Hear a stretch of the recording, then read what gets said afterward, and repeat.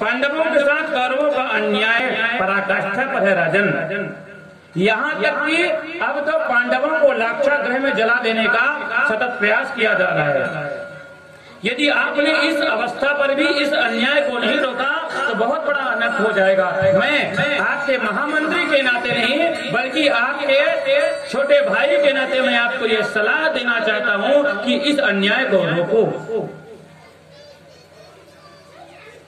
और कहते हैं कि कौरवों के पिता धृतराष्ट्र विदुर की बात सुन रहे थे और लाक्षागृह वाली बात जब कही विदुर ने तो उधर से प्रवेश कर गया दुर्योधन। दुर्योधन ने कान में जैसे पड़े कि ये तो मेरे पिता को ही मेरे खिलाफ भड़का रहे हैं। कहते वहीं से तुरंत विदुर को फटकार लगाई और कह दिया जिस पत्तल पे खाते हो, जिस थाली पर खाते हो, उसके ऊपर छेद करते हो, निकल जाओ। मेरे खिलाफ मेरे ही पिता को भड़का रहे हो। विदुर ने कहा बेटा मैं जो कह रहा हूँ वो एक भी शब्द अनुचित नहीं कह रहा हूँ। रही बात महामंत्री की तो मैं अभी छोड़ दूंगा, पर इस अन्याय से बचो। इस अन्याय का जो परिणाम है शायद तुम्हें दिखाई नहीं देता होगा। तुम्हारे पिता के तो आंख ही नहीं है तो क्या दिखाई देगा, लेकिन मुझे दिख रहा है कि इसका परिणाम क्या होने वाला है। मैं सिर्फ एक ही प्रार्थना करूंगा जाते जाते कि तुम इस अन्याय से मुक्त हो जाओ, नहीं इसका भयंकर परिणाम है। और कहते हैं विदुर ने वहीं से प्रणाम किया और निकल गए। सुदूर जाकर के सुंदर कदली का वन, उसी कदली के वन पर अपनी अर्धांगिनी विदुरानी के साथ 12 वर्षों तक भगवान का सतत चिंतन मनन करने लगे। अन्न नहीं खाया 12 वर्ष तक विदुर ने। एक दिन अगर अपनी पत्नी से कहते हैं कि आज देवी आज हस्तिनापुर दुल्हन के समान सज रही है, विदुरानी बोली आपको पता नहीं है क्या, आज हमारे ठाकुर जी हस्तिनापुर पधारने वाले हैं, वो भी क्यों, शांति दूत बन करके। पर हे प्रभु क्या होगा, आप तो इस समय महामंत्री नहीं है, गोविंद का दर्शन कैसे होगा। अरे देवी काहे की चिंता करती हो तुम, हम तो अपने कुटिया के महामंत्री हैं। और रही बात गोविंद के दर्शन की तो जाएंगे मेले में, अगर किस्मत में हुआ तो दर्शन हो जाएंगे। हम उनको देख सकें या ना देख सकें अलग बात है, पर अगर उनकी एक नजर भी हम पर पड़ जाएगी तो हमारा जीवन नहीं। और ऐसा कह के विदुर के नेत्र सजल हो गए। विदुर और विदुरानी दोनों हस्तिनापुर के उस मेले में गए हैं जहां दुर्योधन ने षड्यंत्र पूर्वक शांति दूत बनकर आए भगवान के स्वागत के लिए छल दंभ द्वेष और पाखंड से युक्त सजावट कर रखी है। मेला लगा है, भगवान रथ पर विराजमान होकर आ रहे हैं और दूर से मेरे कन्हैया की नजर विदुर और विदुरानी पर पड़ी। संकेत में सारी बात कह दी और उस रथ यात्रा के बाद विदुरानी को विदुर जी ने घर भेज दिया। देवी गोविंद ने जो कहा है समझ गई हो ना, घर पधारो। मैं थोड़ा सभा में जाकर के देख लेता हूँ कि कौरवों के द्वारा पांडवों के भाग्य का क्या निर्धारण होता है। तुम घर पधारो देवी। विदुरानी भागी भागी गई हैं और जाकर के अपने कुटिया पर स्नान आदि कर रही थी। और इधर कौरवों की सभा में भगवान पांडवों के हित की बात को लेकर के, पांडवों के न्याय की बात को लेकर के दुर्योधन के सामने चर्चा करते हुए कहते हैं और कुछ नहीं, केवल पांडवों को तुम 5 गांव दे दो, मैं उनको इसी में समझा लूंगा। वो तुम्हारे भाई हैं? दुर्योधन कहता है बिल्कुल है। उस राज्य के अधिकारी आधे राज्य के अधिकारी हैं? तो बोलता कदापि नहीं। तो बोले धर्म को तो जानते हो ना, अधर्म को जानते हो ना, अधर्म से डरो और दुर्योधन तमक कर कहता है, केशव हमारे अतिथि बनकर नहीं आप उनकी वकालत करने आए हो। सूचग्रेणेव दास्यामि बिना युद्धेन केशव। हे केशव, मैं सुई का नोक भी, 5 गांव की क्या बात करता हूँ, मैं सुई का नोक भी नहीं दूंगा। और भगवान को बंदी बना लेने की सतत चेष्टा करता है। भगवान के इस रत्न को देखा तो सब डर कर किनारे हो गए और भगवान वहां से वापस आ गए। सभा में कह दिया, मेरे प्रभु ने जब दुर्योधन को लगा कि बात बिगड़ जाएगी तो फिर बनावटी हंसी के साथ कहते, नहीं प्रभु आप इसको अन्यथा न लें, चलिए काज की बात तो होती रहेगी, चलिए आप भोजन प्राप्त करें, भोजन ग्रहण करें, आप बहुत दूर से आए हैं। भगवान ने कहा, मुझे भूख नहीं है दुर्योधन। भोजन करने की 2 ही परिस्थितियां होती हैं, या तो भोजन करने वाले के पेट पर भूख हो या कि भोजन कराने वाले के मन में श्रद्धा हो। तुम्हारे मन में न तो श्रद्धा है और न मेरे पेट में भूख है। और रही बात भोजन की, तो आज तो मेरा निमंत्रण। बोले कहाँ? बोले विदुर के घर में।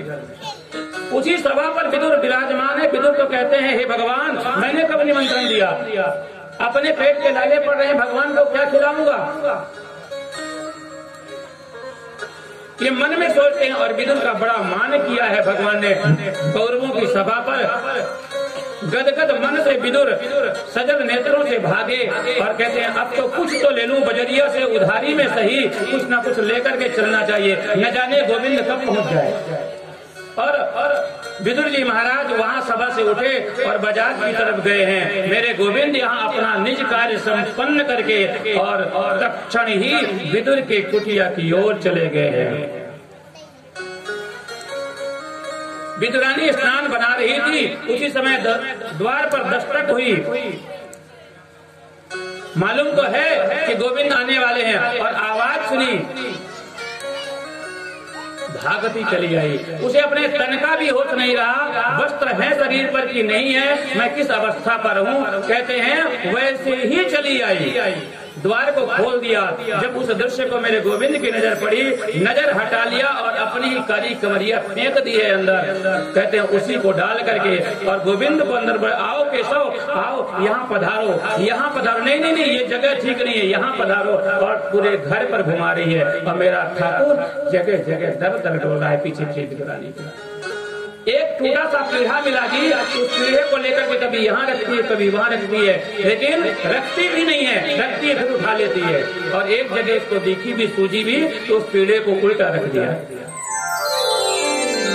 मेरे प्रभु उसी पीढ़े पर विराजमान हो गए। भागी भागी गई तो कुछ कदली के फल, कुछ केले के फल रखे थे, उनको लेकर आई है और लेकर आई है, सामने में बैठ गई उसी काली कवरिया को तन पर डाले हुए और कहते हैं प्रभु और तो घर में कुछ है नहीं, यही कुछ फल है, सब मैं आपको अर्पण करती हूँ। और कहते हैं छिलके को अलग अलग करके भगवान के पत्तल पर रख रही है, जो केला का फल है उसको बगल में रख देती है, भूमि पर रखती है। भगवान देखे ही नहीं और छिलकों को उठाकर खाना आरंभ कर दिया। ऐसा अद्भुत दृश्य जिसकी परिकल्पना भी हम आप नहीं कर सकते। कैसे सप्तांत हो गए।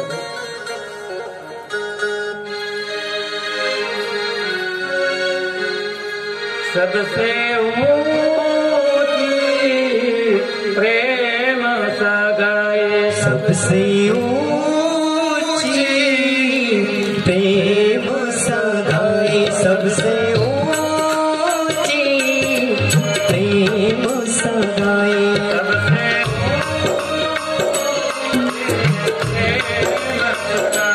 सबसे ऊंची प्रेम सगाई,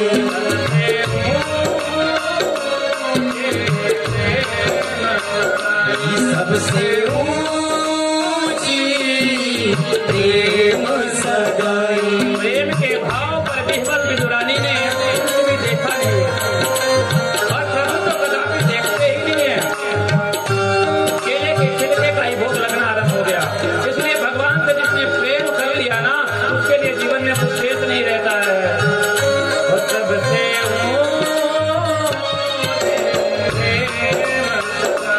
सबसे ऊंची प्रेम सगाई, सबसे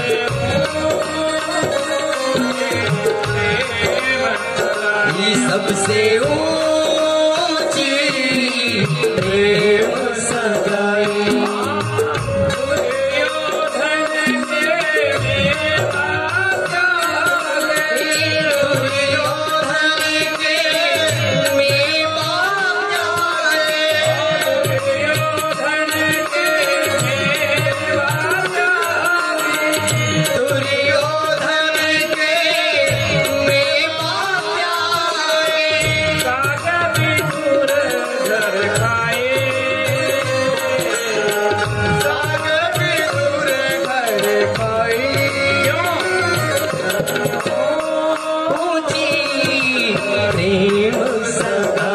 सबसे ऊंची प्रेम सगाई।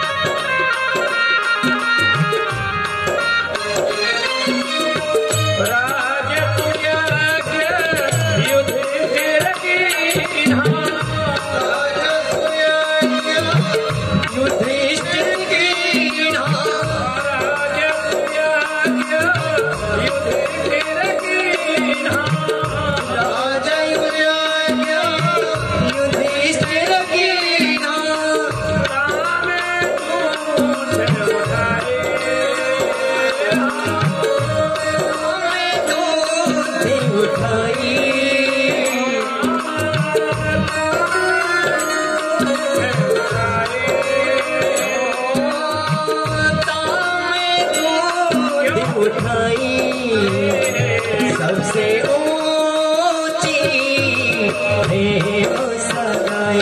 सबसे ऊंची प्रेम सगाई। सबसे ऊंची प्रेम सगाई। ओ दुर्योधन कर सेवा त्यागो। दुर्योधन घर में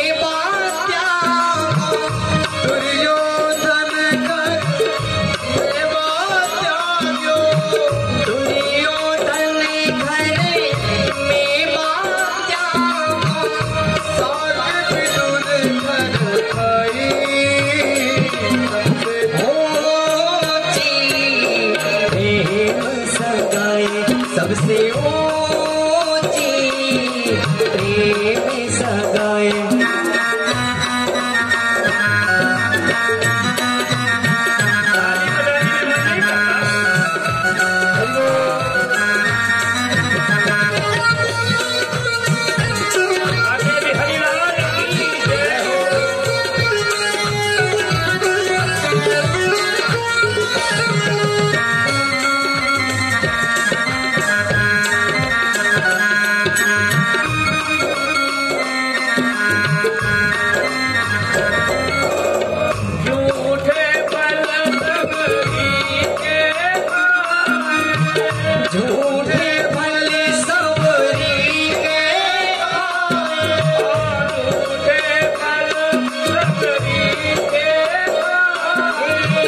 झूठे